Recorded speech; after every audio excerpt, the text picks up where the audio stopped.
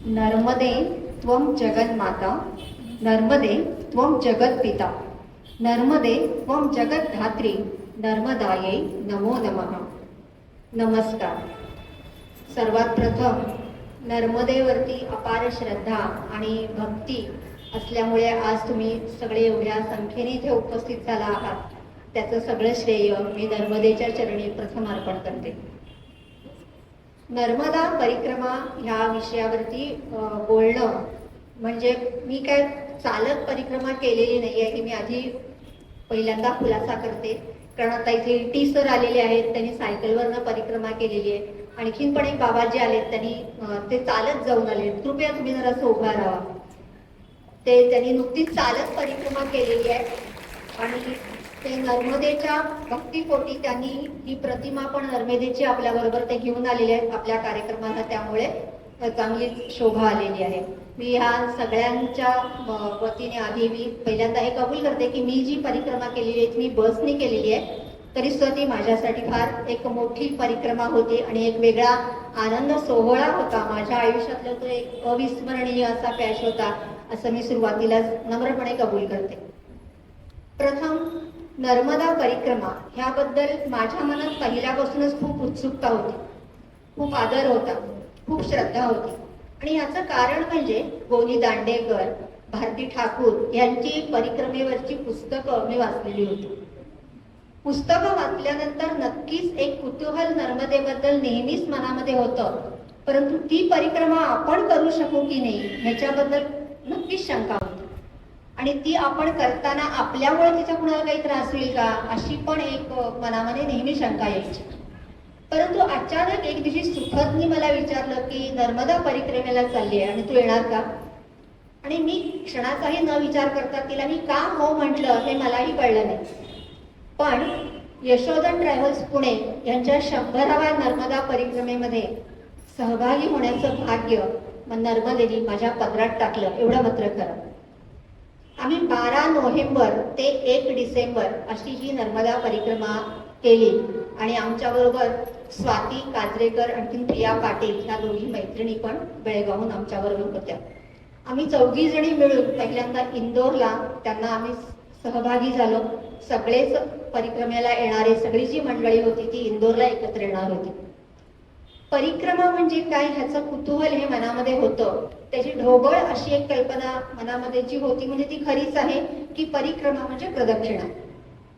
आपण एखाद्या मंदिरात जसं देवाला आपल्या उजव्या बाजूला ठेवून प्रदक्षिणा करतो, तशीच नदीला पण उजव्या बाजूला आपल्या ठेवायची आणि ही प्रदक्षिणा करायची. आणि दुसरी महत्वाची गोष्ट म्हणजे जिथून आपण सुरू करणार आहे तिथंच ती काय आहे संपवायची आहे. ह्या 2 गोष्टी मात्र मनामध्ये क्लिअर होत्या. आणखीन तेवढ्याच डोक्यात ठेवून मी त्या परिक्रमेला गेले होते. परंतु तिथं गेल्यानंतर माझ्या लक्षात आलं की परिक्रमा ही आपल्या भारतीय संस्कृतीची सभ्यता आहे, किंवा ज्याप्रमाणे आपला वारकरी संप्रदाय हा आपल्याला आपल्या संस्कृतीची एक धरोहर वाटतो, तशीच ही नर्मदा परिक्रमा पण आहे. आणि तिथं गेल्यानंतर त्या वातावरणामध्ये शिरल्यानंतर ह्या सगळ्या गोष्टीकडे बघण्याचा दृष्टिकोन माझा बदलला की आता हे 19 दिवस जे आहेत ते आपण एका वेगळ्या वातावरणात जाणार आहे. आणखीन आपल्याला किती वेगळा अनुभव येणार आहे याची खूण गाठ इंदोरमध्येच त्या सगळ्या लोकांना भेटल्यानंतर माझ्या मनामध्ये पक्की झाली. कारण आमच्या टूरचे जे व्यवस्थापक होते प्रकाश मोळक म्हणून, ते अतिशय नर्मदेवरती निस्सीम भक्ती असलेले, त्या परिसराचा ऐतिहासिक सामाजिक भौगोलिक सगळा परिपूर्ण अभ्यास असणार असं व्यक्तिमत्व होतं. आणि प्रत्येक ठिकाणी जाताना त्या ठिकाणची व्यवस्थित माहिती ते इतकी सुंदर द्यायचे ना की तिथं गेल्यानंतर त्या सगळ्या वाईब्स आपल्याला जाणवत होत्या. इंदोरहून आम्ही पहिल्यांदा जेव्हा निघणार होतो म्हणजे भारतामध्ये क्षेत्रफळाच्या दृष्टीने दुसऱ्या क्रमांकावर असलेल्या मध्य प्रदेशातून हा प्रवास सुरू होतो. नर्मदा ही 85% मध्य प्रदेशामध्ये, 2% महाराष्ट्रामध्ये आणि 13% गुजरातमध्ये झाली. आणि नर्मदेचा प्रवास हा मध्य प्रदेश मधल्या ओंकारेश्वर पासून आपण परिक्रमा सुरू होते.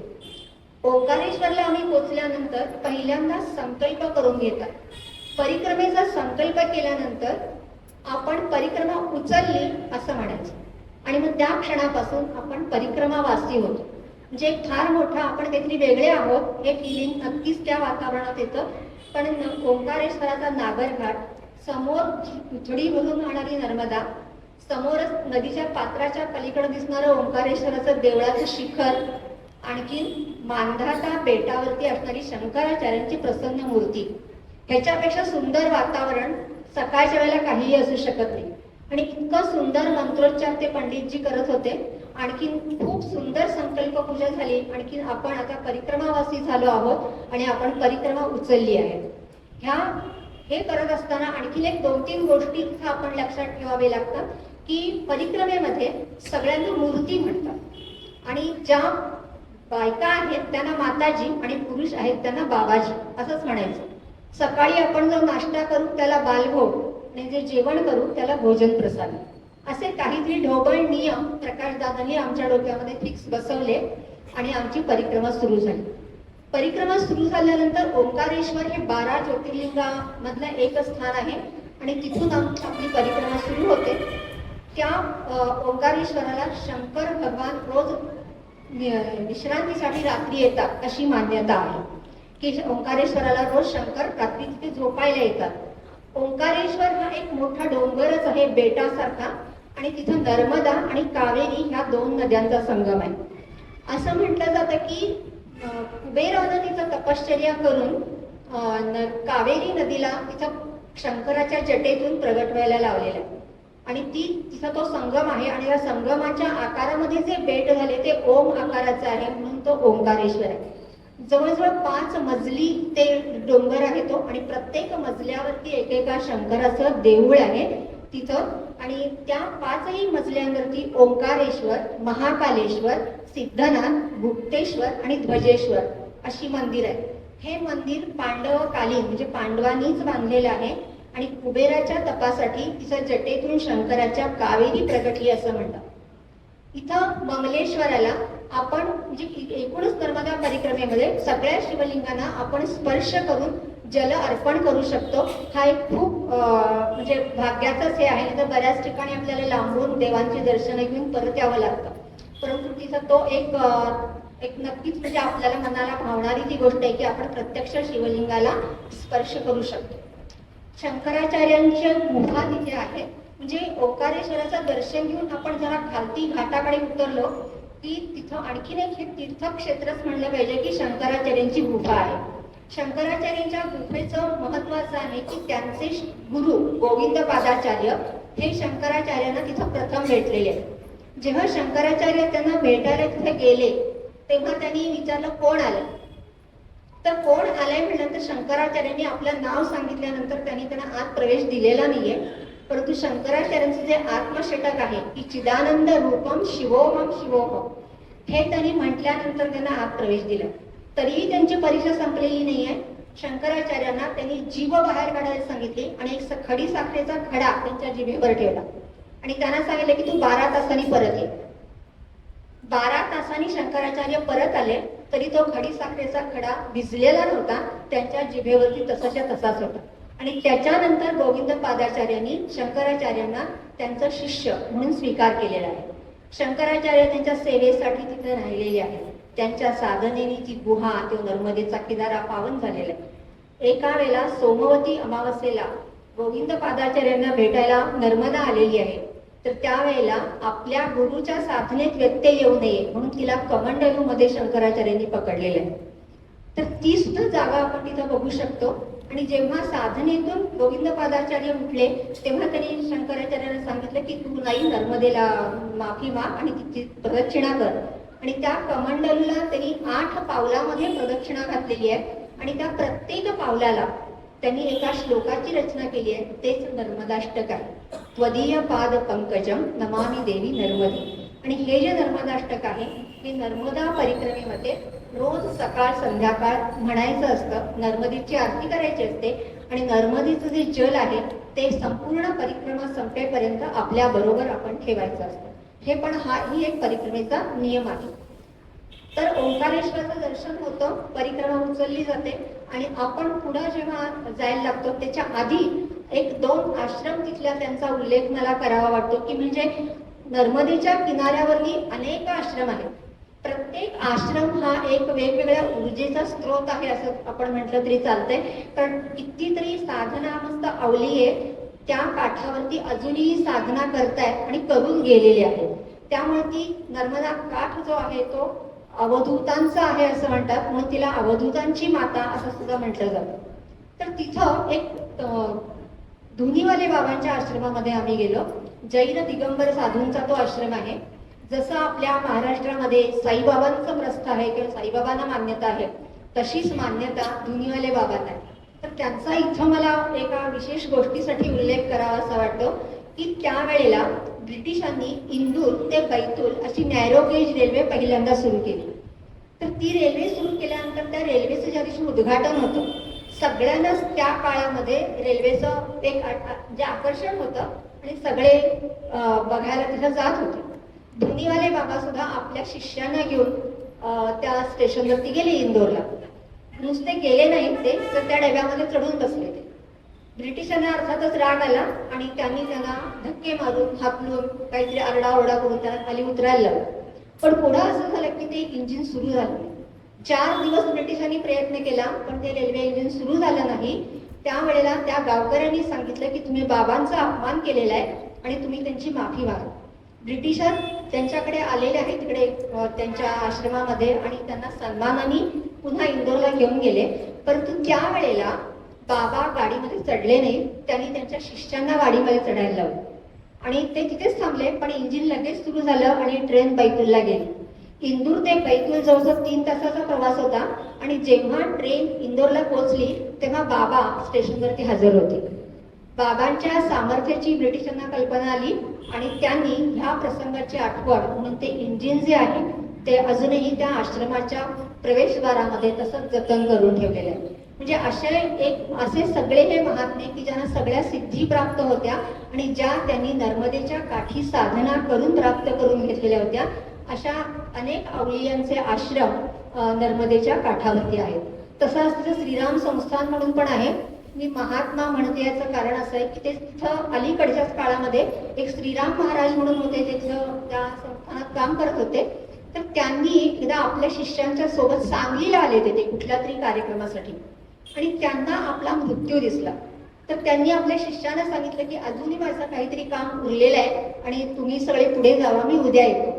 आणि सगळ्या शिष्यांना त्यांनी पुढं पाठवून दिलं आणि त्यांच्या मागून हे गेले आणि बरोबर वाटेत त्यांच्या गाडीला ऍक्सिडेंट झाला आणि त्यांचं निधन झालेलं आहे. त्या श्रीराम महाराजांची समाधी सुद्धा त्या श्रीराम संस्थानामध्ये आहे. गजानन महाराजांच्या पोथीमध्ये नर्मदेचा उल्लेख आहे की त्यांची बुडणारी नौका नर्मदेने बोट धरून वाचवलेली आहे, की त्यांच्या नौकेतलं पाणी तिने हे केलेलं आहे. तर तो सुद्धा भाग जो नावघाट खेडी आहे तो सुद्धा गजानन महाराजांचं तिथं मंदिर आहे आणि त्या जवळच तो सुद्धा घाट आहे की जिथं नर्मदा गजानन महाराजांना दर्शन देते. तर आणि हे जे मी प्रत्येक ठिकाणचे आश्रम तुम्हाला सांगते ना, तिथं प्रत्येक ठिकाणी चालत परिक्रमा करणाऱ्या लोकांना मोफत राहायची व्यवस्था आहे आणि मोफत भोजनाची व्यवस्था आहे. हे प्रत्येक आश्रमाचं तिथल्या वैशिष्ट्य आहे. जेव्हा आपण ओंकारेश्वर सोडून बाहेर पडतो पुढच्या परिक्रमेला, तर आणखीन एक तीर्थस्थान आपल्याला दिसतं, ते म्हणजे रावरखेड. अपराजित योद्धा बाजीराव पेशवे यांची समाधी आहे तिथं. परंतु त्या समाधी स्थळाला गेल्यानंतर मात्र थोडंसं वाईट वाटतं, कारण त्याची काहीच निगा राखलेली नाही. तिथं शिवस्वरूप बाजीरावांची समाधी आहे तिथं आणि बाजूला त्या समाधीच्या सगळ्या ओवऱ्या आहेत. समोर दुथडी भरून नर्मदेचं विस्तीर्ण पात्र आहे आणि परिक्रमावासी तिथं विश्रांतीला किंवा राहायला तिथे थांबतात, अशी तिथे त्या लोकांची व्यवस्था आहे. तर रावरखेडला बाजीरावांची जी समाधी आहे त्या समाधी पुढं खरोखर नतमस्तक व्हायला होतं, कारण स्वतःला शिवपुत्र म्हणून घ्यायचे ते की छत्रपती शिवाजी महाराजांच्या डोळ्यात ते स्वप्न होतं की दिल्लीला आपण आपला भगवा फडकवला पाहिजे. ते साकार करणारा हा एक मराठी योद्धा होता आणि बाजीराव आणि त्यांचे भाऊ चिमाजी अप्पा हे कुठलीही लढाई हारले नाही, म्हणून त्यांना अपराजित योद्धा असं म्हणतात. म्हणून त्यांचं वर्णन करताना ते प्रचंड वेगवान, आणखीन अखंड सावधान असणारा आणि सतत उद्योगशील असणारा असा हा योद्धा होता. आणि त्यांनी त्या काळामध्ये आपल्याला जर दिल्लीपर्यंत पोहोचायचं असेल तर मध्य प्रदेशामध्ये आपल्याला कुठेतरी बस्तान आपलं असलं पाहिजे, म्हणून जी 4 संस्थानं निर्माण केली, बडोदा, वाल्हे, इंदोर आणि धार त्या संस्थांची त्यांनी निर्मिती केली आणि त्यांच्या सहाय्याने त्यांनी दिल्लीपर्यंत आपली मजल मारलेली. तर अशा बाजीरावांच्या समाधी पुढं खरोखर नतमस्तक व्हायला होतं. क्षणभर डोळ्यामध्ये पाणी पण येतं, कारण खरोखर तिथं काहीच नाहीये. खरं तर आपल्या प्रत्येकाने आपण त्या जागेला भेट दिली पाहिजे, आणखी ते बघितलं पाहिजे. कारण नासर जंग बरोबरची लढाई जिंकून परत येताना तिथं ते विश्रांतीला थांबले होते आणि त्यांच्यावरती उष्माघाताने हल्ला केला आणि लाख उरले आणि लाखांचा पोशिंदा मात्र त्यावेळेला गेलेला आहे. त्याच्यानंतरचं दुसरं तीर्थक्षेत्र म्हणजे नर्मदा आहे. भारती ठाकूर यांचं नाव आपल्याला सगळ्यांना माहिती आहे. आपल्यासारखीच एक सर्वसाधारण गृहिणी, नोकरी करून सगळं चालवणारी, परंतु नर्मदा परिक्रमा केल्यानंतर त्यांच्या मनामध्ये इतका आमूलाग्र बदल झाला की आपली नोकरी त्यांनी सोडली आणि नर्मदेच्या किनाऱ्यावरती असणारी जी वंचित आदिवासींची मुलं आहेत त्यांच्या शिक्षणासाठी त्यांनी स्वतःला वाहून दिलेलं आहे. आणि खरोखरच एक प्रति नर्मदेचंच रूप आपण बघतोय का काय असं भारतीताईंना बघितल्यानंतर वाटतं. म्हणून त्या भेटल्या असं म्हणणार नाही, त्यांचं आम्हाला परिक्रमेमध्ये दर्शन झालं, ही फार मोठी भाग्याची गोष्ट होती. त्याच्यानंतर पुढं आपण जातो तेव्हा बडवाणीला जायला लागतं. तिथं राजघाट येतो. त्या राजघाटाला महात्मा गांधींची रक्षा विसर्जन केली होती असं म्हणतात. आणि तिथं सरदार सरोवरामध्ये बराचसा तिथला भाग हा पाण्याखाली गेलेला आहे. तर तिथं टेंबे स्वामींनी स्थापन केलेलं एकमुखी दत्ताचं मंदिर त्या सरदार सरोवरामध्ये त्या ठिकाणी पाण्याखाली गेलेलं आहे. परंतु जेव्हा नर्मदेचं पाणी ओसरतं उन्हाळ्यामध्ये तेव्हा ते मंदिर वरती येतं आणि त्याचं आपण दर्शन घेऊ शकतो असं म्हणतात. तर त्यामुळे बडवाणीला नर्मदा पात्र सोडून जरा बाहेर आलेली आहे, त्यामुळे तिथे आंघोळ वगैरे करायला वगैरे अशी सुरक्षित जागा तिथं होती.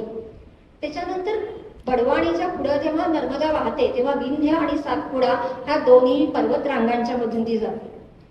जेव्हा मध्य प्रदेशाचं जेव्हा शेवटचं गाव काय खारेवादल ते येतं आणि त्याच्या पुढे ती महाराष्ट्रामध्ये शिरते.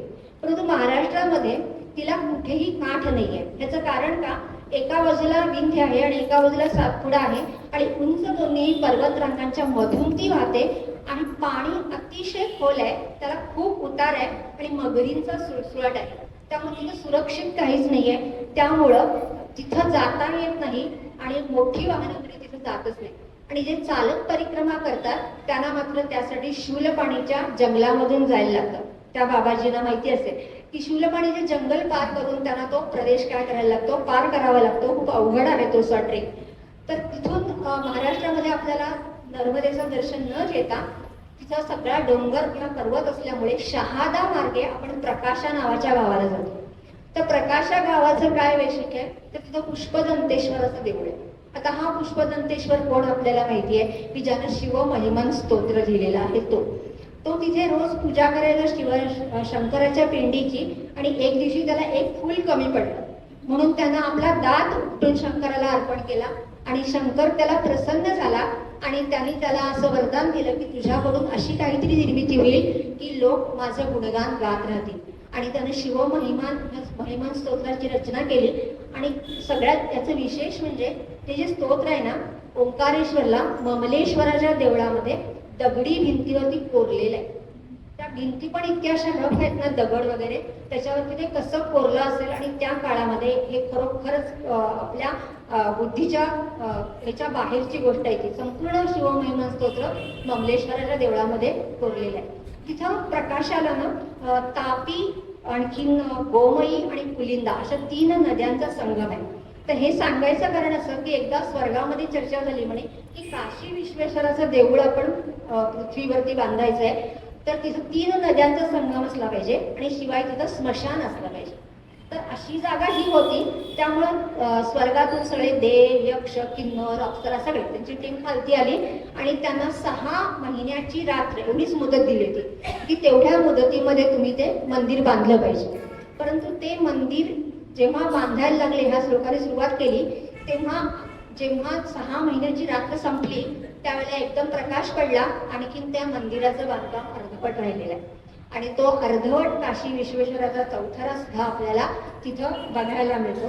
आणि शिव महिमा स्तोत्र लिहिणाऱ्या पुष्पदंतेश्वराच्या देवळाचं सुद्धा आपल्याला दर्शन घेता येतं. तिथं तापी देवीची सुद्धा मूर्तीचं एक तिथं देऊळ आहे. त्याच्यानंतर आपल्याला गुवारला उत्तरवाहिनी नर्मदा चैत्र महिन्यामध्ये परिक्रमा करतात. आपण बऱ्याच जणींनी ऐकलेलं आहे की ती तिथं थोडाच काळ उत्तरेकडे वाहते आणि त्यामुळे चैत्र महिन्यामध्ये तिच्यामध्ये स्नान करणं हे फार पवित्र मानलं जातं. त्यामुळे चैत्र महिन्यात त्या नर्मदाच्या किनाऱ्यावरती खूप गर्दी असते. तिथं सुद्धा त्या नर्मदेच्या काठावरती 2 आश्रम आहेत, रामानंद आश्रम आणि तपोवन आश्रम. त्या तपोवन आश्रमाबद्दल मला सांगायला आवडेल. तिथेच एक महात्मा आहे पूर्णानंद सरस्वती म्हणून, तर त्यांनी क्षेत्र संन्यास घेतलेला आहे. म्हणजे आपला देह जोपर्यंत आहे तोपर्यंत आपण ह्या आश्रमाच्या बाहेर पडायचं नाही असं त्यांनी ठरवलंय. म्हणजे आपण म्हणतो ना की ब्रह्मानंदी टाळी लागली आहे त्यांची, असं की ते फक्त नर्मदा जल एक तीर्थासारखं प्राशन करतात आणि आतमध्ये आपली साधना करत असतात. कधी कधी ते खिडकीतून आपल्या साधकांना दर्शन देतात. त्यामुळे त्यांना खिडकीतला देव किंवा खिडकीतले बाबा असं म्हणून सुद्धा संबोधन करतात. तर असे हे सगळे वेगवेगळे अवलिये नर्मदेच्या काठावरती आपल्याला भेटतात. तिथं सुद्धा परिक्रमावासियांच्या राहण्याची जेवण्याची सगळी सोय केलेली आहे आणि सगळीकडे नर्मदेचा काठ असल्यामुळे आंघोळीची वगैरे वानमान असते. ते परिक्रमावासी जे असतात ते नर्मदेमध्येच आंघोळ करतात आणि त्यांचे सामान इतकं कमी असतं की हातात एक काठी आणि स्टीलचा कढीचा डबा असतो.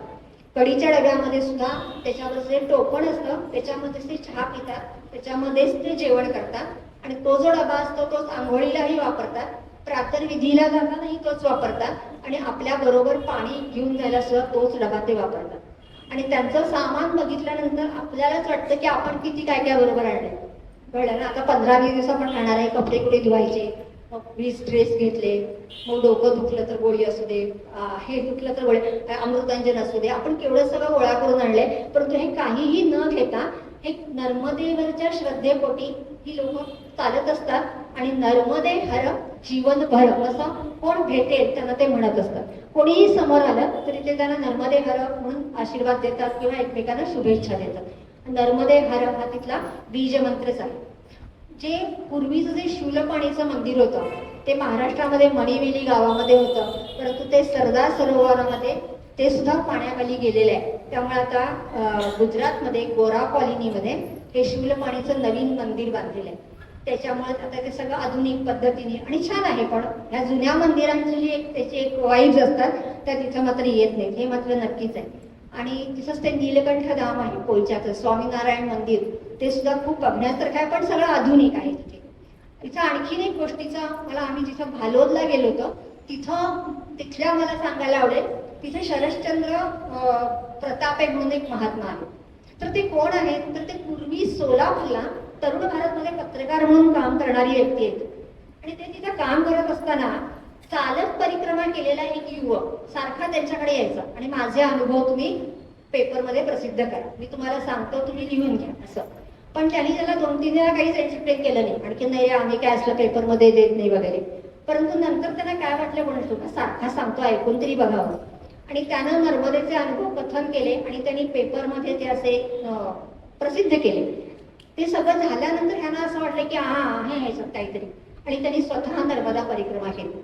त्यांनी नर्मदा परिक्रमा 2दा केली. 2दा केल्यानंतर त्यांनी नोकरी सोडली आणि पुन्हा ते नर्मदेच्या काठावरती येऊन साधना करायला लागले.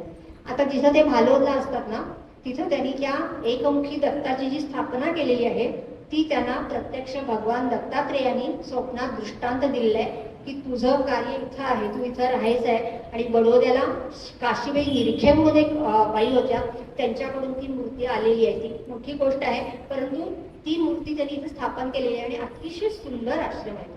आणि मला काय म्हणजे हे झालं की तिथे आपल्या पंत महाराज बाळेकुंद्रींचा फोटो त्या देवळामध्ये होता. म्हणजे असं एक कुठेतरी आपलं काहीतरी असं तिथं जुळलं असं एक मला हे वाटलं तिथं. आणि अतिशय सुंदर आश्रम, मोर वगैरे सुद्धा त्या आश्रमामध्ये सहज आपल्यासारखेच फिरत असतात. नर्मदेचा सुंदर किनारा आहे, तिथं कन्यापूजन वगैरे करण्याची त्यांनी तिथं खूप सोय वगैरे केली. नर्मदेला कन्यापूजनाचं खूप महत्व आहे. भालोदचं दर्शन घेतल्यानंतर आपल्याला थोडा समुद्राचा प्रवास करायला लागतो. म्हणजे दक्षिण तटावरून उत्तर तटावरती आपल्याला जायचं असतं आणि त्याच्यासाठी समुद्र ओलांडायचा असतो.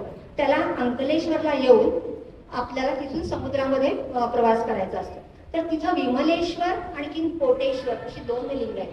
त्या दोघांनाही नर्मदेचे चरण म्हणतात आणि त्या विमलेश्वराच्या लिंगामध्ये काय नैसर्गिक हे असेल, एक वरती एवढा भोग आहे आणि त्याच्यामध्ये नर्मदेचं पाणी आहे आणि ते नर्मदेचं पाणी तीर्थ म्हणून सगळ्यांना दिलं जातं. म्हणून तिथं तीर्थ स्वरूप नर्मदा आहे असं म्हटलं जातं. आणि त्या नर्मदेचं तीर्थ घेऊन, तिचं दर्शन घेऊन आपल्याला सागराला भेटायला जायचं असतं. सागर हा त्याला रत्नेश्वर म्हणतात तिथं, आणि ती रेवा सागरहून समुद्राला मिळते. म्हणजे अंकलेश्वर आणि भरूच यांच्या मधून ती 50 किलोमीटर पुढे वाहत जाते आणि तिला भेटायसाठी 21 किलोमीटर समुद्र अलीकडे आलाय असं म्हणतात. आणि ते दोघंही इथे एकत्र येतात, त्याला खंबातचा आखात म्हणतात. तिथले मोती प्रसिद्ध आहे. आणि त्याच्यासाठी तो जो बोटीतनं प्रवास आहे ना, तो सुद्धा सहजासहजी नाहीये. जेव्हा समुद्राला भरती येते तिचं वाट बघत बसायला लागते आणि जेव्हा समुद्राला भरती येते तेव्हाच ते बोट सोडतात. अदरवाईज ती प्रवास करता येत नाही आपल्याला. ती सुद्धा नर्मदेचीच कृपा असते की आपल्याला लवकर बोट मिळणं, आपला प्रवास सुखकर होणं. आणि जेव्हा त्या ठिकाणी आपण जातो जिथं ते समुद्र आणखीन ती मिळाले, तिथं जल परिवर्तन करतात. म्हणजे आपल्या जवळ असलेल्या बाटलीतलं जल समुद्रात घालायचं आणि समुद्रातलं जल आपण परत बाटलीमध्ये घ्यायचं. म्हणजे त्याच्यानंतर आपल्याबरोबर समुद्र प्रवास करत, आपल्याबरोबर समुद्रातलं पाणी आपण नर्मदेतलं घेऊन प्रवास करतो आणि त्याची आपण तिथं पूजा करतो. तर असा हा रत्नेश्वर समुद्र, त्याच्या समोर ती त्याच्या चरणी म्हणजे त्याला पिता स्वरूप मानून त्याच्यामध्ये ती सामावून जाते असं मानलं जातं. आणि त्या समुद्रानंतर आपण उठल्यानंतर तिथे एक मिठी तलाई म्हणून तलाव आहे. तिथं म्हणे मार्कंडेय ऋषींनी आपला कमंडलू तहान लागली म्हणून बुडवला, आणखीन ते पाणी गोड झालं म्हणून त्याला मिठी तलाई असं नाव आहे. तिथं पण प्रचंड परिक्रमावासींची सोय होईल असा मोठा आवार आहे. खूप तिथं परिक्रमावासी भेटतात, कुठल्या कुठल्या गावाहून आलेले असतात, काय काय त्यांच्या मनामध्ये संकल्पना असतात. किती साधेपणाने ती लोक राहतात. म्हणजे कुठलाही वय मान जातीभेद काहीही नसते. इतकं एक सेवा भावनेने आणि माणुसकीचं दर्शन घडोघडी नर्मदा परिक्रमेमध्ये होते हे मात्र अगदी नक्की आहे. त्याच्यानंतर आपण जेव्हा आता नर्मदा परिक्रमेला आपण उत्तर तटावरती आलेलो आहे, तर उत्तर तट हा स्वमोक्षार्थ आहे असं म्हणतात. आता आपल्या संस्कृतीमध्ये आपण मोक्ष कशाला म्हणतो की मृत्यूनंतर परत जन्म नको, परत मरण नको, म्हणजे जन्म मृत्यूच्या चक्रातून सुटका होणे याला आपण मोक्ष म्हणतो. मग त्याच्यासाठी आपल्या धर्मामध्ये काशी सांगितलेली आहे की काशीला ज्याला मरण येईल त्याला मोक्ष मिळतो. त्याच्यानंतर दुसरीही आणखीन एक आहे की यमुनेच्या तिरी सुद्धा जर तुम्ही गेलात आणि तिथं तुम्हाला मृत्यू आला तरी सुद्धा तुम्हाला मोक्ष मिळतो. परंतु मार्कंडेय पुराणामध्ये मार्कंडेय ऋषींनी सांगितलेलं आहे की सर्व तीर्थेषु यत् पुण्यम, सर्व यज्ञेषु यत् फलम, सर्व वेदेषु यत् ज्ञानम तत् सर्व नर्मदा तीरे. म्हणजे फक्त तुम्ही नर्मदेचं दर्शन घेतलात ना तरी बास आहे. बाकी काहीही करायला नको. कुठल्याही वेदांचा अभ्यास करू नका, कुठलं तीर्थ कोणत्याही तीर्थक्षेत्री जाऊ नका, किंवा यज्ञ याग व्रत तप असलंही काही करू नका. फक्त नर्मदेचं दर्शन हे तुम्हाला मोक्ष द्यायला पुरेसं आहे असं आपल्या नर्मदा पुराणामध्ये मार्कंडेय ऋषी म्हणतात. कारण काशीला गेलात तरी मृत्यूची वाट बघत असली पाहिजे ना. मृत्यू कधी येणार आहे आपल्याला कळणार नाही. यमुनेच्या तरी मोक्ष हवा असेल तर आपण सुदाम्यासारखा निसंग व्हायला पाहिजे. म्हणजे ह्या सगळ्या गोष्टी काय कंडिशनल आहे. नर्मदेच्या बाबतीत मात्र कुठलीही कंडिशन नाही. ती तुम्ही दर्शन घेतलात तरी सुद्धा ती तुम्हाला काय करते, आशीर्वाद देते, अशी तिची महती आहे. त्या नर्मदेच्या काठावरतीच पुढं आता इथं आणखीन एक मला सांगायचं होतं, वारकरी जे आपले जातात ना पंढरपूरला, ते पण नर्मदे चंद्रभागे स्नान करतात, कळसाचं दर्शन घेतात, परत येतात. पांडुरंगाच्या दर्शनाला धडपडत नाही. पण तुकारामांनीच म्हटलेलं आहे की चंद्रमा भागे माझी स्नान, तुका म्हणे मीची दान. चंद्रभागेमध्ये मी स्नान केलं की मला पांडुरंगाचं दर्शन झाल्यासारखंच आहे. असंच नर्मदेच्या बाबतीत पण म्हणतात की नर्मदेमध्ये जर तुम्ही स्नान केलं किंवा नर्मदेचं दर्शन घेतलं तर तुम्ही त्या मोक्षाला प्राप्त होता आणि तुम्हाला मोक्ष मिळतो. तिथं काठावरती त्याच्यानंतर पुढं आपण गेल्यानंतर नारेश्वरला रंगावधूत स्वामींचा एक आश्रम आहे. हे रंगावधूत स्वामी म्हणजे टेंबे स्वामींचे शिष्य आहेत. आणखी गुजरातमध्ये त्यांना बापजी असं त्यांना मान मिळतो. त्यांनी गुरुचरित्राचं गुजरातीमध्ये भाषांतर केलेलं आहे. आणि जसं वारकरी संप्रदायामध्ये पसायदानाला महत्व आहे तसं गुजरात यांच्या रंगावधूत स्वामींच्या संप्रदायामध्ये त्यांनी लिहिलेल्या दत्त बावलीला महत्व आहे. पण ती दत्तबावनी जी आहे ती सगळ्यांच्या तोंडामध्ये तिथे असते आणि सगळे दत्ताची साधना करत असताना त्या दत्तबावनीचं पारायण करत असतात. तर असे हे रंगावधूत स्वामींच्या बद्दल खूप सांगण्यासारखं आहे. त्यांना त्यांच्या गुरुने सुद्धा नर्मदे किनारी जाऊन पाठवलं नारेश्वरला, तर ते सुद्धा 10 गावांचं स्मशान होतं म्हणे. परंतु रंगावधूत स्वामी तिथे गेले आणि अक्षरशः तिथे साप आणि मुंगूस सुद्धा एकत्र खेळायचे आणि अशी ती पावन भूमी आहे. आपल्या आईला घेऊन तिथे ते 40 वर्ष राहिलेले आहेत. आणि ह्या मंदिराचं वैशिष्ट्य म्हणजे तिथे दानपेटी नाहीये.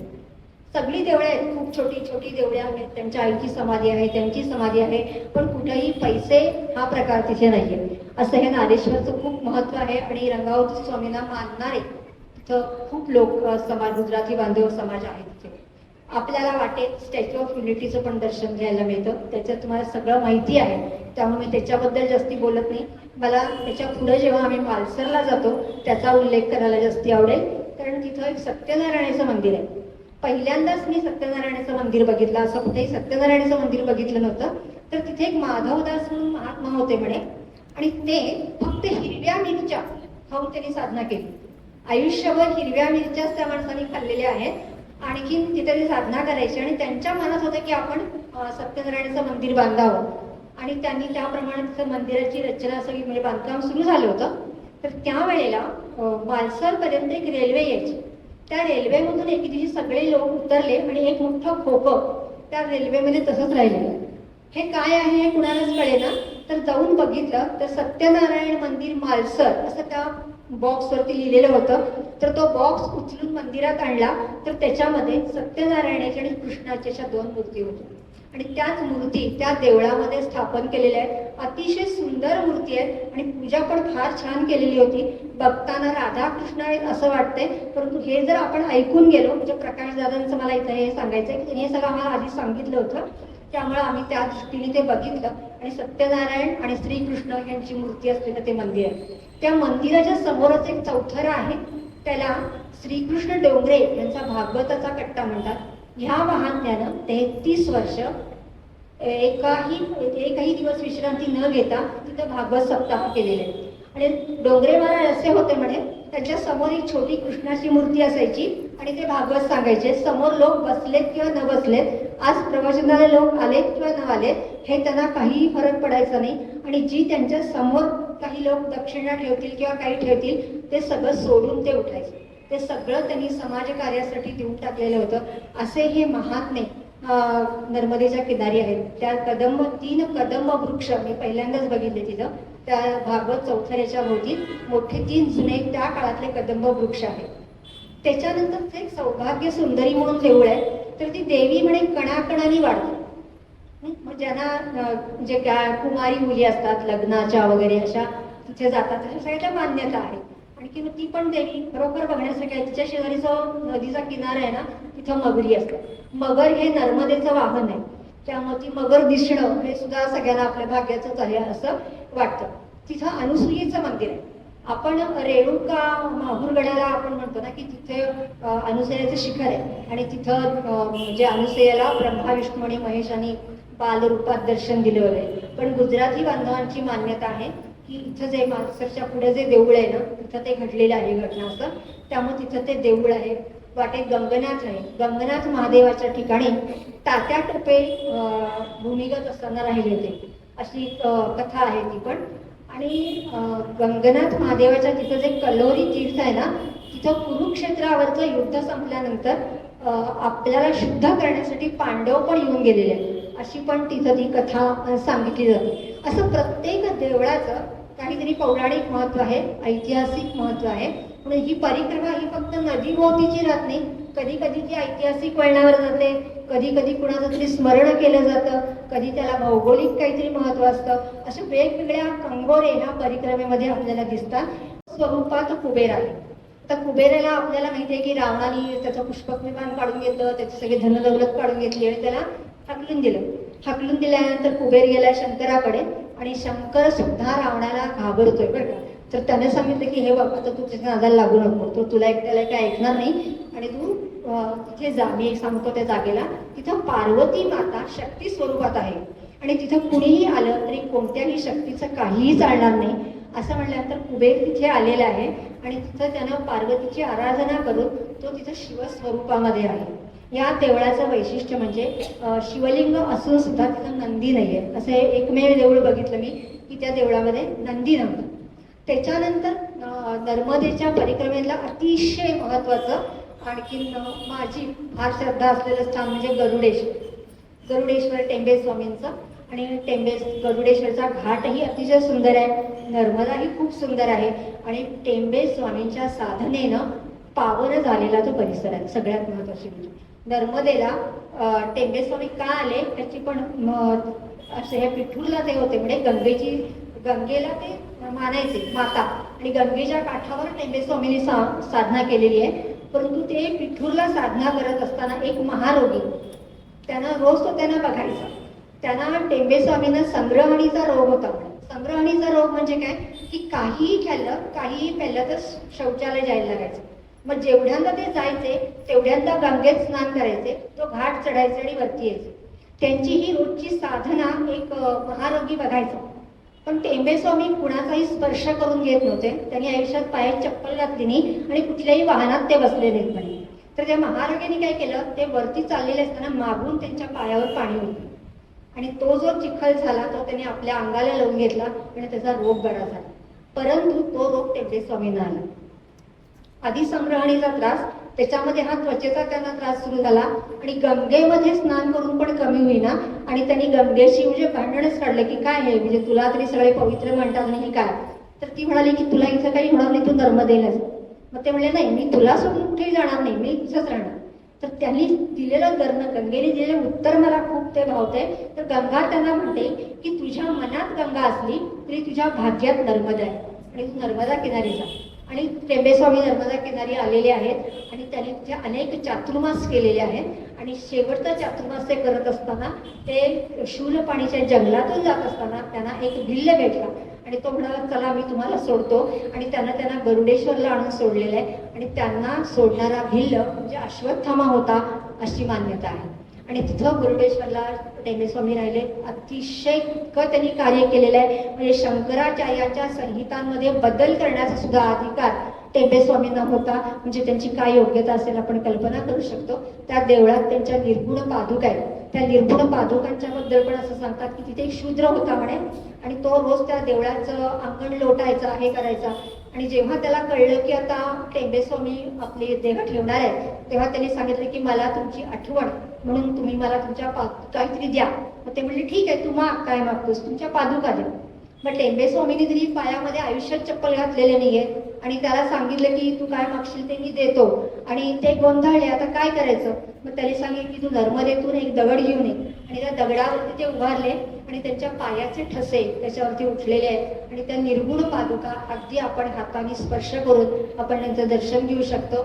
त्यांच्या देवळामध्ये सुद्धा 6 हात आणि 3 शिरे असलेली अशी एक पितळेची मूर्ती आहे आणि ती मूर्ती त्यांच्याशी प्रत्यक्ष बोलायची असं म्हणतात. त्याच्यानंतर शंकराचार्य त्यांचे गुरु त्यांची तिथं मूर्ती आहे, दत्ताची मूर्ती आहे आणि एकमुखी दत्ताची सुद्धा तिथं मूर्ती आहे. त्याच्यानंतर नर्मदेच्या परिक्रमेचा अतिशय महत्त्वाचा टप्पा म्हणजे महेश्वर घाट, पुण्यश्लोक अहिल्याबाई होळकर. तिथं गेल्यानंतर येणाऱ्या वाईब्स ज्या आहेत त्या मी शब्दामध्ये खरंच सांगू शकत नाही. मला असं वाटायचं की का त्यांना पुण्यश्लोक म्हणतात, तर त्यांचं नाव घेतलं तरी एका श्लोकाचा उच्चार केल्याचं पुण्य मिळतंय म्हणून त्यांना पुण्यश्लोक असं म्हटलं जातं. आणि एवढ्या मोठ्या साम्राज्याची महाराणी असून सुद्धा अतिशय साधं राहणं आणि प्रजेवरती पुत्रवत प्रेम करणं आणि न्यायनिष्ठुर म्हणजे कधीही त्यांनी सत्याची कास सोडली नाही अशा अहिल्याबाईंच्या म्हणजे वावरण्याने किंवा त्यांच्या पदस्पर्शाने पावन झालेला तो महेश्वरचा घाट आहे. राजवाडा तरी अतिशय साधा आणि इतका सुंदर आहे. त्यांचा एक मोठा पूर्णाकृती पुतळा पण तिथं लावलेला आहे. जिथं त्यांना शंकराने दर्शन दिलं त्या अहिल्याश्वराचं देऊळ तिथं आहे. त्यांना काशीला जायला मिळत नव्हतं म्हणून त्यांनी काशी विश्वेश्वराची तिथं स्थापना केलेली आहे, ते तिथं देऊळ आहे. म्हणजे प्रत्येक गोष्ट महेश्वराच्या घाटावरची प्रेक्षणीय आहे, आदरणीय आहे आणि वंदनीय आहे. आणि तिथं महेश्वरावरतीच फक्त बोलणं सुद्धा 1 तास पुरणार नाही असं इतकं पुण्यश्लोक अहिल्याबाईंचं ते संपूर्ण कारभार आहे. ते बघितल्यानंतर खरोखर धन्य वाटतं. आणखीन तिथं गेल्यानंतर आपण नतमस्तक होतो अक्षरशः, इतकं सुंदर महेश्वर आहे. आणि नर्मदा सुद्धा देखणी आहे आणि घाटही देखणं आहे तिथे. खूप छान आहे नर्मदा तिथली. आणि कितीतरी लोक तिथे इतके श्रद्धेने तिथे काय काय विधी करत असतात, नर्मदेची पूजा करत असतात आणि ते खरोखर बघण्यासारखं आहे तिथे. तिथंच सहस्त्रधारा म्हणजे सहस्त्रार्जुनानं आपल्या स्त्रियांच्या बरोबर तिथं जलक्रीडा करत होता म्हणायचं. त्यानं नर्मदेला अडवलेलं होतं. वरून रावण चालला होता, त्याला पात्र रिकामं दिसलं. तो म्हटला इथे संध्या करावी म्हणून खाली उतरला. त्यानं वाळूचं शिवलिंग केलं आणि तो पूजा करत असताना त्याचे खेळ संपले. नर्मदा धावत आली आणि शिवलिंग वाहून गेल्यानंतर रावण आणि सहस्त्रार्जुन यांच्यामध्ये युद्ध झालेलं आहे. आणि त्या युद्धामध्ये सहस्त्रार्जुनाने रावणाला हरवलेला आहे. असा तो सहस्त्रार्जुन होता की ज्याला नंतर जमदग्नी पुत्र परशुरामाने युद्धामध्ये हरवलं. आणि जेव्हा आता आपण जिंकणारच नाही हे त्याला कळलं, तेव्हा तो महेश्वरला दत्ताचा तो भक्त होता आणि त्यानं त्याला विनंती केली आणि तिथं तो शिवलिंगाच्या स्वरूपामध्ये तिथं तो विलीन झालेला आहे. त्याचं पण तिथं देऊळ आहे. आणखीन त्याच्यानंतर जेव्हा आपण पुढे जातो तेव्हा रूपमती आणि बाज बहादूर यांच्या प्रेमकथेसाठी प्रसिद्ध असलेला मांडवगड आहे. परंतु तो इतका अवघड आहे ना की ज्यांना चालत परिक्रमा करावी लागते त्यांच्यासाठी तो फार कठीण आहे. आम्ही बसने तिथंपर्यंत गेलो होतो वरती, जिथं त्या रूपमतीसाठी नर्मदा प्रगट झाली ते रेवाकुंड तिथं आहे आणि चतुर्भुज रामाचं मंदिर पण तिथं आहे. त्या मंदिराचं सुद्धा असं सांगतात की ते मंदिर कुठं आहे बघा, मध्य प्रदेशामध्ये. आणि पुण्यामध्ये रघुनाथ दास म्हणून एक महंत होते, त्यांना स्वप्नात दृष्टांत झाला की मी अमुक अमुक ठिकाणी आहे आणखी तुम्हाला तिथून बाहेर काढ. आणि ती गुहा म्हणजे ती गुहेस्वरूप अशी खोली पण तिथं तशी आपल्याला ती बघायला मिळते. आणि ते मंदिर सुद्धा खूप देखणं आहे. आणि अशी मांडवगडचं सुद्धा आपल्याला छान दर्शन या निमित्ताने होतं. आणि रूपमतीसाठी तिथं नर्मदा प्रगट झालेली आहे. तिथून आपल्याला परत इंदोरकडे यायला लागतं. इंदोरला आल्यानंतर होळकरांचं साम्राज्य, त्यांचं ऐश्वर, त्यांचं वैभव बघायसाठी असेल तर तो इंदोरचा राजवाडा बघितला पाहिजे. म्हणजे काय त्या काळामध्ये त्यांची पराक्रमाची पण मिसाल होती आणि त्यांच्याकडे संपत्ती आणि वैभव किती होतं त्याचं एक तिचं संपूर्ण प्रूफ आपण म्हणू शकतो. छान सगळं संग्रहित करून ठेवलेलं आहे आणि ते सुद्धा अगदी बघण्यासारखं आहे. आणि त्याच्यानंतर आपण नेमावरला जे जातो ना त्याला नर्मदेची नाभी म्हणतात. का म्हणतात तर तिथून अमरकंटक म्हणजे जिथं नर्मदा उगम पावते ते अंतर आणि जिथं ती विलीन होते अरबी समुद्र, ह्या दोन्हीच्या मध्ये नेमावर आहे, त्याला नर्मदेची नाभी म्हणतात. म्हणजे जेव्हा नर्मदेवरती एकही धरण नव्हतं ना त्यावेळेला ती जोरात कोसळायची म्हणे धावशी कुंडामध्ये. आणि त्या कुंडामध्ये जे खडक होते त्यांच्यावरती असे ते गोल, आपल्या उखळाला कसे गोल असतात ना तसं ते तिथे गोल झालेलं आहे. तिथे एक झेंडा लावून ठेवलेला आहे आणि आपल्याला लांबून तो दिसतो. जेव्हा नर्मदेच्या पात्रात पाणी कमी असतं तेव्हा तिथेपर्यंत जाता येतं. तर ही अशी ही नेमावरची नर्मदा.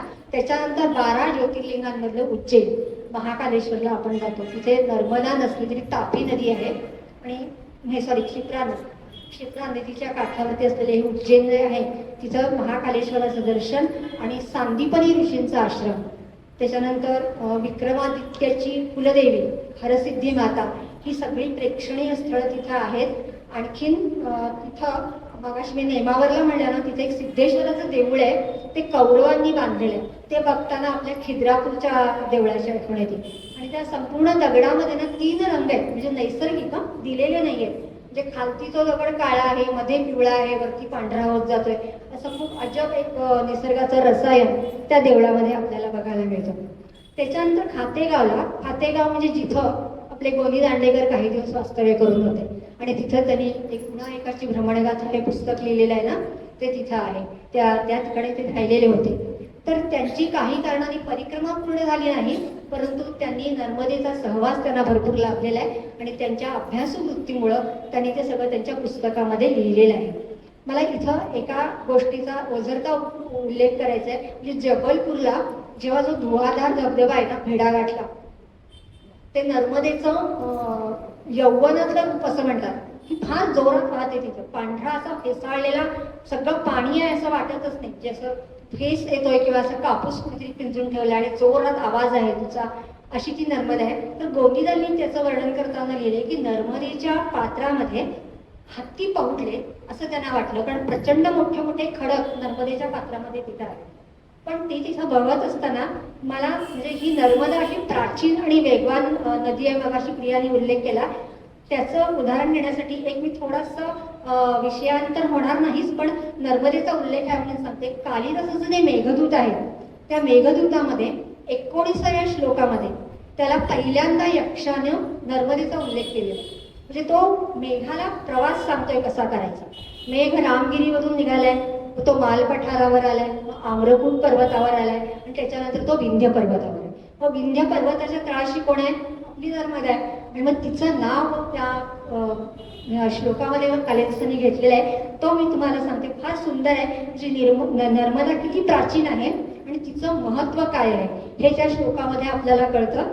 की रेवा द्राक्षसी, रेवा बक्षी, उपल विषवे, उपल म्हणजे दगड, विषव म्हणजे वेगवेगळ्या आकाराचे, विंध्य पादे विशीर्ण म्हणजे विंध्य पर्वताच्या पायथ्याशी विस्तीर्ण अशा परिसरामध्ये पसरलेल्या नर्मदेतले विषमतू दगड बक्षी. हे कोण सांगताय? कालिदास. कालिदास कुठे आहे? खाली आहे. म्हणजे कालिदासाच्या कल्पना शक्तीची सुद्धा काय पहुंच होती बघू शकतो आपण. की विंध्य पर्वतावरून नर्मदा खाली कशी दिसेल हे तो ह्याला सांगतोय.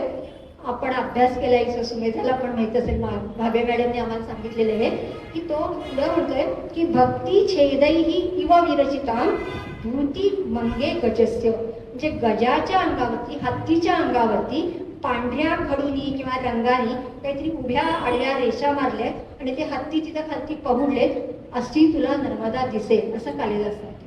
आणि त्याच्या पुढच्या श्लोकामध्ये तो सांगतोय की ते पाणी तू पी, नर्मदेचं पाणी तू पी. का पी? कारण ती अतिशय पवित्र नदी आहे. तिचा काठ अतिशय साधना, मस्त अवययांच्या साधनेने पवित्र झालेला आहे. आणि जेव्हा काहीतरी मोठ्या लोकांच्या मोठ्या गोष्टी आपल्याकडे असतात ना, आपण मोठे होतो, असा कालिदास मेघाला सांगतोय त्या श्लोकामध्ये. म्हणजे ह्या मेघदूतामध्ये जर नर्मदा आहे तर ती नक्कीच खूप प्राचीन नदी आहे असं आपण अगदी 100% म्हणू शकतो. त्याच्यानंतर हाच पुरावा देणारा घुगवाला राष्ट्रीय जीवाश्म उद्यान आहे. त्या उद्यानामध्ये सुद्धा हे सगळे सायंटिफिक म्हणजे वैज्ञानिक वळण घेते तिथे. म्हणजे जर आत्ताच्या मुलांनी विचारलं की ह्याला काय पुरावा, तर सगळे तिथे पुरावे आहेत की नर्मदा किती प्राचीन आहे. आणि त्याचे सगळे ज्याच्या अभ्यास करायचे त्यांना अश्मयुगाचा, त्या मुलांसाठी जी अक्षरशः पर्वणी आहे, इतकं सुंदर तिथं सगळं मेंटेन केलेलं आहे. माहिती सांगणारे तिथे लोक आहेत. आणि त्याच्यानंतर नर्मदेचा सगळ्यात महत्वाचा भाग म्हणजे अमरकंटक. अमरकंटक हे किती भाग्यवान असेल असं मला वाटतंय. पण कोण तिथे येऊन गेलेलं नाहीये. शंकराचार्य आले, कपिल मुनी आले, दुर्वास मुनी आलेले, भृगु ऋषी आलेले, कबीर आलेले, सगळे आपल्या स्वामी समर्थ, अलीकडचे गजानन महाराज, म्हणजे ह्या अलीकडच्या लोकांमध्ये सुद्धा हे सगळे अवलिया अमरकंटकला येऊन गेलेले. अमरकंटक हे नर्मदेचं उगमस्थान आहे. आणि जिथं तिचा उगम होतो ना, तिथं अहिल्या देवीने शिवलिंगाची स्थापना केलेली आहे. आणि अखंड तिच्यावरती नर्मदेचा त्या पिंडावरती जलाभिषेक होतो. आणि तिथं फक्त एकाच ठिकाणी नर्मदेची स्वयंभू मूर्ती, आणि त्या स्वयंभू मूर्तीला ती सुंदर पूजा केली होती. आणि नर्मदा ही जशी वेगवान आहे ना, तशी थोडीशी व्रात आणि अवखळ आहे. त्यामुळे आपल्या लेकीवरती लक्ष ठेवण्यासाठी तिच्या बरोबर समोर अमरकंटेश्वर नावाने शिवलिंगाची स्थापना केलेली आहे. म्हणजे असं गोनीदांचंच म्हणणं आहे की ती फार अवखळ होती, ती वांड होती, ती कुणाचं ऐकत नव्हती नर्मदा, म्हणून तिच्यावरती लक्ष ठेवण्यासाठी विंध्य आणि सातपुडा हे तिचे भाऊ आहे. आणि तिच्यावर करडी नजर ठेवून ते तिला आपल्या नजर कैदेत पुढे घेऊन चाललेले. आणि ती वांड होती, हा कशा अर्थाने म्हणतात ते, कारण तिचं जे अमरकंटकला तिचं उगम होतं ना, तिथे एक माईकी बगिया म्हणून एक एरिया आहे. तिथं ती तिच्या मैत्रिणींच्या बरोबर खेळायला जायची. तिची मैत्रीण गुलबकावली, तिथं गुलबकावलीची झाडं आहेत अजून. आणि तिथं जिथे तिथे चरण पडले तिथे चरणोदक कुंड पण आहे. आणि मला इथं सांगायची गोष्ट अशी की शंकराने हिला कुठंतरी बंधनात अडकावं म्हणून शोणाबरोबर तिचं लग्न ठरवलेलं आहे. शोण हा नद आहे, ती नदी नाही. तर ते शोणाबरोबर लग्न ठरवल्यानंतर वराडी मंडळी सगळी आलेली आहेत. पण ही इतकी अवखळ आणि इतकी वांड आहे, तिला नवऱ्याला बघायची उत्सुकता आहे. तिने अजूनही पाहिलेलं नाहीये नवऱ्याला. तर ती ज्या जुही लिहूनच्या मैत्रिणीला म्हणते की अगं जाऊन बघून ये ग, कसा आहे तो, म्हणजे मला साजेसा आहे ना. तर ती म्हणते छे छे, मी तिथे गेले तर काय होईल, माझे असे कपडे साधे आणि ते सगळे लोक मला कसे आत घेतील.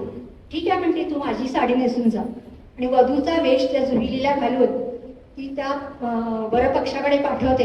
आणि त्या लोकांना काय वाटतं की नर्मदाच आली आणि शोण तिच्या गळ्यामध्ये ती माला घालते. आणि जुहिली रमते त्याच्याबरोबर. पण जेव्हा इकडे नर्मदेला हे कळतं की जुहिलीनी शोणाबरोबर लग्न केले, ती इतकं उग्र स्वरूप धारण करते की ती संपूर्ण त्या वऱ्हाडी मंडळीला जाळून खाक करून टाकते. मग हे सगळं निस्तरायसाठी शंकर म्हणजे आपल्या पोरीचा हा सगळा कारभार निस्तरायला तिथं ज्वालेश्वर स्वरूपामध्ये प्रकट झालेले आहे आणि त्यांनी त्या सगळ्या वऱ्हाडी मंडळींना जीवदान दिलेलं आहे. पण पुढं शोण आणि नर्मदा हे कधीही एकमेकांना भेटलेले नाही. म्हणजे निसर्गाचा सुद्धा कसं आहे सांगते. ह्या दंतकथा असल्या तरी सुद्धा आपण विश्वास ठेवला पाहिजे, पण त्या दोन्ही नद्या पॅरलल वाहत जातात. ही अरबी समुद्राला मिळते आणि शोण बंगालच्या उपसागराला जाऊन मिळतो. नंतर ते कधीही एकमेकांना भेटलेले नाही. तिथं जुहिलीचं सुद्धा उगमस्थान आहे, आणखीन शोणाचं सुद्धा उगमस्थान आपण तिथं बघू शकतो. तर शंकराचार्यांनी स्वतः येऊन तिथं जिथं नर्मदेची स्पंदनं जास्ती जाणवतात तिथं ती नर्मदा उगम पावली असं जाहीर केलेलं आहे. आणि शंकराचार्यांच्या शब्दांवरती आपला सगळ्यांचाच विश्वास असल्यामुळे त्या ठिकाणी अहिल्यादेवींनी चौथरा छान बांधलेला आहे, त्याला सोन्याचा कळस बांधलेला आहे आणि खूप सुंदर अमरकंटक अगदी बघण्यासारखं देवस्थान आहे ते. आणि 1-2 दिवसामध्ये बघण्यासारखं नाही आहे. तिथून जी नर्मदा बाहेर पडलेली आहे ती बालरूपामध्ये आहे. तिच्या भेटीसाठी कपिल मुनी तिथं आलेले आहेत. त्यांनी जिथं आराधना साधना केली तिथं कपिल मुनींची पदचिन्ह पण त्या पात्रामध्ये आहे. पुढे गेल्यानंतर दुर्वासाने जिथं साधना केली ती दुर्वास ऋषींची गुहा आहे. भृगु ऋषींनी केली ते भृगु कमंडलू पण आपण तिथं बघायला मिळतो. आणि अशी ही नर्मदा बालरूपातून दक्षिण आणि उत्तर काठावर असलेल्या सातपुडा आणि विंध्य पर्वतातून पुढं जात राहते, जंगलामध्ये जाते शूलपाणीच्या, आणि तिथं सुद्धा तिला अनेक नद्या मिळतात. म्हणजे तुरर सिवरी, चक्रार, अशा काही वेगवेगळ्या नद्या आहेत त्या सगळ्या तिला मिळतात आणि ती पुष्ट होतात असं म्हटलं. आणि नंतर ती दिंडोरी नंतर दक्षिणेकडे वळलेली आहे आणि तिचं प्रवाह हा काय झालेला आहे, रुंद रुंद होत गेलेला आहे. जबलपूरला मात्र तिला नैसर्गिक उतार असल्यामुळं त्याला धबधब्याचं स्वरूप आलेलं आहे. आणखी खूप ती जोरात आणि आवाज करत राहते. म्हणून असं म्हणलं जातं की नेमावर ही तिची नावी आहे. तिच्यावरती एक पुनासा नावाचं धरण पण बांधलेलं आहे. ओंकारेश्वरला ओंकारेश्वर परियोजना धरण आहे. म्हणजे इतकी धरणं नर्मदेवरती बांधलेली आहेत, परंतु तिचा व्रात्यपणा कमी झालेला नाही. ती तेवढ्याच वेगाने वाहते. आणखीन शेवटी समुद्राला जाऊन मिळते आणि जिथे तिथे मिळते त्याला आपण खंबातचा आखात म्हणतो आणि तिथले मोती प्रसिद्ध आहेत आपण हे बघितलेलं आहे. तर अशी ही मध्य प्रदेशामध्ये उगम पावताना शांत असणारी नर्मदा महाराष्ट्रामध्ये अज्ञातवासात आहे, ती कुणाला दिसत नाही. नारेश्वरच्या पुढे ती जरा अशी संन्यस्त मॅच्युअर होते आणि सागरामध्ये जेव्हा मिसळते किंवा विलीन होते तेव्हा ती वानप्रस्थाश्रमामध्ये जाते असं म्हणतात. तर अशी ही जी नर्मदा आहे, ह्या नर्मदेचं हे सगळं दर्शन घेऊन पुन्हा आपल्याला ओंकारेश्वराला यायला लागतं. ओंकारेश्वराला आल्यानंतर पुन्हा एकदा संकल्पपूर्तीची पूजा, प्रायश्चित्तपूर्तीची पूजा करायला लागते. की जर आपलं काही चुकलं असेल, आपल्याकडून काही राहिलं गेलं असेल तर त्या सगळ्या गोष्टीसाठी नर्मदेची क्षमा मागण्याची सुद्धा एक पूजा तिथं आहे. तर ही अशी ही जी परिक्रमा आहे ती फक्त शारीरिक नाही आहे. आपण त्याच्यामध्ये रोज स्नान करतो, तिचं तीर्थ ग्रहण करतो तेव्हा शरीराची शुद्धी होते. तिची आरती म्हणतो, नर्मदाष्टक म्हणतो, वाणीची शुद्धी होते. नजरेने तिला बघतो, आपल्या डोळ्यांना तिचं दर्शन होतं, कानांना तिचा गाज ऐकायला येतो. सगळ्या पंच इंद्रियांना तृप्त करणारी अशी ही नदी आहे. ती प्रत्येक घाटावरती पूजनीय आहे, दिवसा प्रेक्षणीय आहे आणि रात्री श्रवणीय आहे. असं तिचं दर्शन घेताना मला नेहमी वाटत आलं जबलपूरला. आणि जिथे जिथे ती हॉटेलमध्ये आम्ही उतरायचो ना, नर्मदेचा नाद यायचा की आपण एकमेकांची काही बोलायला नको, तिचा नाद आपण ऐकावा, अशी एक भावना. म्हणजे आपण अंतर्मुख न कळत होत जातो असं मला वाटलं तिथं असताना. अशी एक सर्वांग सुंदर परिक्रमा, ही सहज राहत नाही, ती यात्रा राहत नाही, आपल्या अंतरंगामध्ये सुरू राहणारा एक तो प्रवाह नर्मदेचा आपण घेऊन परत येतो असं वाटतं मला. आणि आपल्या वाडवडिलांचे आशीर्वाद असले पाहिजे, सद्गुरूंची कृपा असली पाहिजे आणि नर्मदेने आपल्याला बोलवलं पाहिजे, तरच ही यात्रा घडती. आणि हा प्रवास आपल्याला फक्त आनंद देत नाही तर आपल्याला स्वतःशी संवाद करण्याची एक संधी देतो असं मला वाटतं. कारण प्रवास जरी संपला तरी तो मनामध्ये सुरू राहतो आपल्या. म्हणून अशी ही जगदानंदी जी नर्मदा आहे की जी आपल्याला थोडीशी तडजोड, थोडासा समजूतदारपणा, थोडंसं सामंजस्य, थोडंसं सहकार्य असं सगळं शिकवते आणि माणुसकी आणि सेवाभावाचं दर्शन पावलोपावली घडवते. अशी ही नर्मदा परिक्रमा करण्याचं भाग्य मला लाभलं, यासाठी मी खरोखर मला खूप भाग्यवान समजते. आणि ट्रीपमध्ये माझ्याबरोबर सुखद, स्वाती आणि सीमा होत्या, त्यांनी पण खूप सांभाळून घेतलं मला. म्हणजे आणखीन आम्ही एकमेकांना पूरक असं मदत करत छान प्रवास झाला आमचा. आणि सगळ्यात आणखीन एका गोष्टीचा उल्लेख केल्याशिवाय ही परिक्रमा पूर्ण होणार नाही की घरामध्ये माझ्या 90 वर्षाच्या सासूबाई आहेत, त्यांनी पण मला जायला परवानगी दिली आणि त्यांची सगळी जबाबदारी माझ्या मिस्टरांनी आणि माझ्या मुलांनी घेतली. त्यामुळे ह्या परिक्रमेचं श्रेय मी खरोखर त्यांनाच देते. त्यांनी जर मला अडवलं असतं तर मी काय धैर्य करू शकले नसते. म्हणून अशी ही नव्याने स्वतःची ओळख करून देणारी ही परिक्रमा आहे. आणखीन ती आपल्याला आयुष्यभर पुरेल अशी एक कृतार्थ भावनेची शिदोरी आपल्याला देते. आणखीन आपण आपल्या घरी परत येतो असं मला वाटतं. मला जे काही नर्मदेच्या बरोबर असताना जे काही मला भावलं, जे काही मला समजलं ते यथाशक्ती आणि यथामती तुमच्यासमोर मी मांडण्याचा प्रयत्न केला. आज इथं मला बोलायला दिल्याबद्दल या सगळ्या मला माझ्या मैत्रिणीच आहेत, त्याच्यामुळे माझी पुन्हा स्मरणयात्रा झाली. कारण 5-6 महिने झालेले आहेत, सगळं थोडंसं विस्मृत केलं असं वाटत होतं. पण पुन्हा मला एकदा नर्मदेच्या किनारी तुम्ही सगळ्यांनी फिरवून आणलं, त्याच्यासाठी मी खूप खूप धन्यवाद मानते. आणि तुम्ही सगळे नर्मदेच्या प्रेमापोटी इथं आलात आणि माझे हे मोडके तोडके अनुभव तुम्ही सगळ्यांनी शेअर केले, त्याच्यासाठी मी सगळ्यांच्याबद्दल आणि नर्मदे मायेबद्दल सुद्धा कृतज्ञतेचा भाव मनामध्ये ठेवून इथं थांबते. धन्यवाद. नर्मदे हर.